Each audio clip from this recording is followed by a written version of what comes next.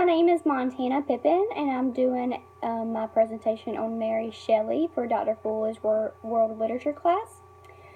She was born on August 30th in 1797 in London, England, and she also died February 1st, 1851 in London, England, at the age of 54 from a brain tumor.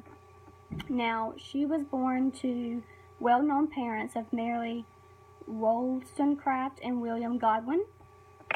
Now, both were very influential radical intellectuals of the Romantic period. Mary was best known for her publishing of A Vindication of the Rights of Women in 1792, and she was also known as one of the earliest feminist writers and radical writers of her time. Now, William Godwin also was a poet and a writer, as well as a philosopher. Now, he wrote more about politics, but he also had a theme regarding to a father-daughter relationship, which his daughter Mary shows in some of her work as well. Now, Mary's mother died shortly after giving birth to her, and her father also did remarry to a Mary Claremont in 1801. Now, Mary and her stepmother Mary did not get along very well. Her stepmother wanted her to pursue more writing about what she did, and but she did take after her own mother's footsteps in writing in the feminist category. Now, she met her husband Percy Shelley actually when Percy had come to their house to talk to her father about his theme about politics. He really wasn't interested in meeting Godwin. He just really wanted to talk about the topic of politics in his writings. Percy Shelley was an English poet himself. He was married at the time that Percy and Mary did meet. He was married to a woman named Harriet. Now, although Percy did run off with Mary while he was still married with Harriet, Harriet did shortly die in 1816 when she committed suicide. And then shortly after, in December, that's when Harriet and Mary got married. Now, Mary and Percy had 3 kids. First, William, a son, who eventually died of malaria. Clara, their daughter, which was the second child, who died of dysentery.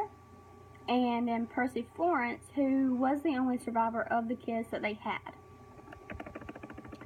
Now, after the kids were born, they did move, or after William was born, they did move to Italy, and that is where William and Clara both died at. They did move to Italy, and tragically, Percy ended up dying by a boat accident. Him and a fellow were sailing, and the boat ended up both sinking, and they both drowned that night.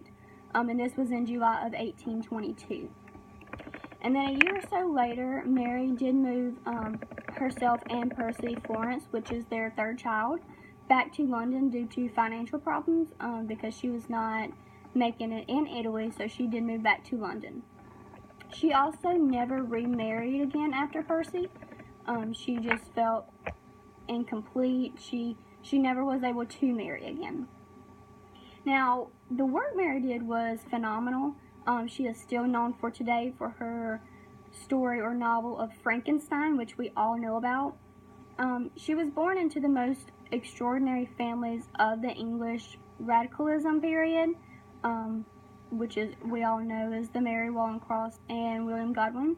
So it was no surprise when she grew up to be a writer herself, and she started very young. She actually wrote during the French Revolutionary period, and she produced 6 novels, 19 short stories, which were fiction. She also produced travel narratives, short articles, which were nonfiction. She also did biographies of other poets and scientific and literature figures of Italy, Spain, France, and Portugal. Now, and also her colleagues, they all wrote biographies about each other, which was kind of funny to me. Now, She became a paradigm of the women writer. She is a very known writer. She is a model that actually set foot for the 19th century. And she also became the mother of the science fiction genre because of Frankenstein. Now, the themes included in her poetry and drama include Gothic, feminist, politics, and romanticism. She also showed independence and sexual freedom from her mother's work as well. Now, as I've mentioned before, her most famous work was Frankenstein, but she also had many others. She is also known for The Last Man, Faulkner, The Fortunes of Perkins Warbeck, and Matilda. Now, some of these works contain themes and literary structures that overlap, producing literary collaborations, and they also overlap with her father's theme of the father-daughter relationship. Some of that is included in Matilda and Faulkner. And like I said, she did shape the English literature for the 19th century. Now, some of her artistic interests include elements of human nature, and she also included that in her novel of Frankenstein. Some of the characters portray her from her life, like Frankenstein portrays her fiance or husband, Percy, and the settings come from events that happened during her lifetime. Now, Frankenstein was her most known literary work. It was produced in 1818 when Mary was only 21.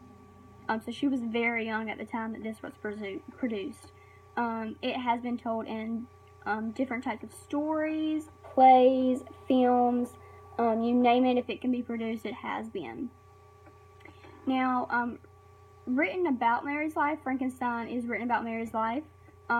Frankenstein is a prodigy of her husband, Percy. Now, Frankenstein was longing for the family lifestyle to create a baby. He always wanted a baby, just like Mary did. She did have two that died on her, and she had one that lived, but she still felt incomplete. She still was just not having that family lifestyle that she wanted. And through all of her tragedy, she was a single mother raising a boy after his father did pass away. And Frankenstein still remains the most influential works of literature on the subject of monsters still today. And that's very impressive. Again, my presentation was on Mary Shelley. I hope you enjoyed. Thank you.